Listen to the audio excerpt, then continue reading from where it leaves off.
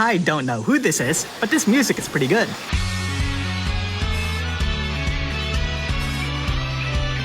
Elazul's Trustmaster reward is an accessory of high attack. Equipping it gives your unit the power of loneliness, which in turn leads them to take their rage out on nature itself, harming every stone or plant in their path. His Super Trustmaster reward is a one-handed sword with really high attack. It also boasts a Nature Killer, Land Burst damage boost, and when equipped onto Elazul, it gives 1000 extra attack and boosts his equipment attack while carrying a single weapon. This would be a great ability if this were a two-handed weapon, but at the moment, it's not. Nevertheless, the high attack can kind of make up for this, even more so if they ever buff the dual-wielding playstyle. On to his active abilities. Bird of Prey deals damage at chains of absolute mirror of equity. Cross Strike gives Elazul a Reaper Killer and then deals light damage at chains of absolute mirror of equity. Lapis Lazuli Iridescence can be used once per battle. It boosts Elazul's attack by 300%, his layer burst damage by 200%, boosts his wind damage by 50%, and on the turn after that, boosts his wind damage by 75%. And on the turn after that, it'll boost his wind damage by 100%. Passives. We're done with his active abilities. With his Trustmaster reward or Super Trustmaster reward equipped, Elazul gets stats, more flat stats, and a double killer against all species. It's a pretty powerful passive, and works well with his already strong killers, Layer Burst damage boost, and Layer Burst regen. He prefers to carry a single weapon despite his Super Trustmaster reward's low variance, and meets half the cap to the chain layer boost. His normal attack has been changed to Synchro, ST meter plus. What does this mean? Which chains of Belting Strike, fills his Layer Burst gauge, and permanently strengthens its damage modifier until he dies. At EX plus 2 he gets Warring Spirit. At EX plus 3 he gets 500 attack. Let's look at his Layer Burst.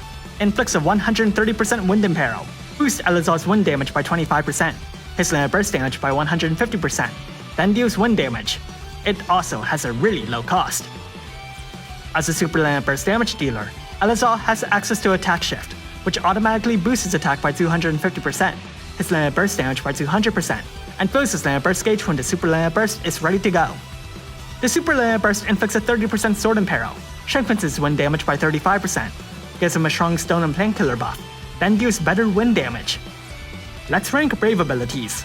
They both just raise the damage modifier, and Bird of Prey is stronger than Cross Strike. Time to make a damage rotation. On turn 1, use his normal attack.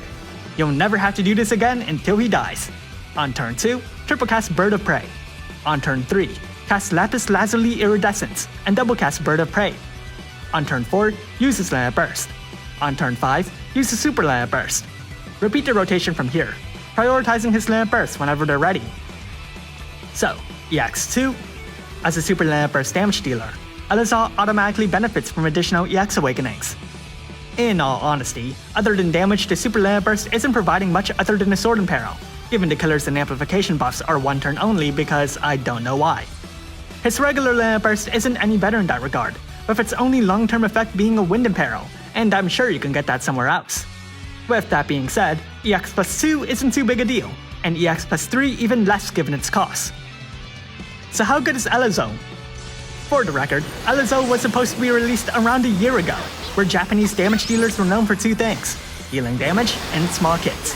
And as a result, Elazul happens to inherit that pattern. In terms of global buffs, he's received some massive improvements. More stats, better damage modifier buffs, and a much better wind amplification buff. The one downside of his best wind amplification buff is that it's clearly tied to a one-use Granite's ability, but the stuff like damage modifier buffs stay, so it could be worse.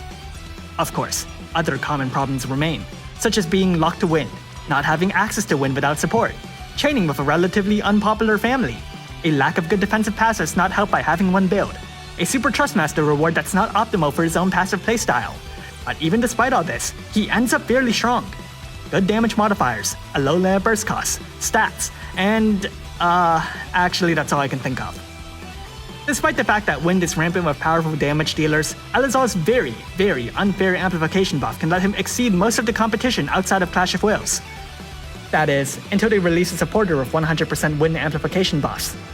Thanks for watching, and if you liked this video, leave a like and subscribe. Comment below if you summon Elazul.